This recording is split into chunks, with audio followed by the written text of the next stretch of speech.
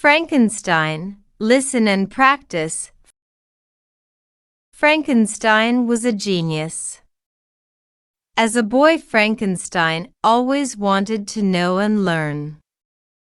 He loved experimenting. Frankenstein grew up to be a doctor. One day, Frankenstein was sitting in his library when a thought struck him. Could he take pieces of human body and make a perfect human being? The question rankled in his brain. But what about giving this mass of flesh life? He questioned himself. The answer came to him almost instantly. Electricity, a great big shock of electric current.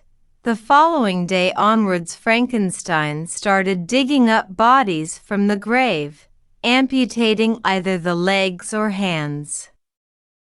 No one knew of this strange, eerie experiment. As days passed, Frankenstein had all the parts of a human body.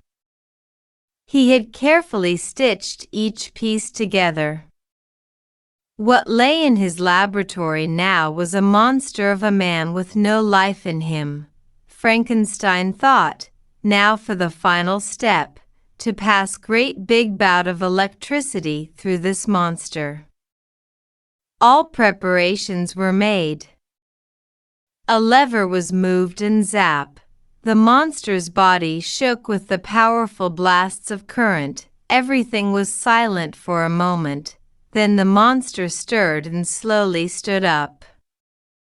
He looked much bigger than when he was lying down. He stood at 8 feet and weighed 200 kilos. Frankenstein's euphoria of a successful experiment was short-lived.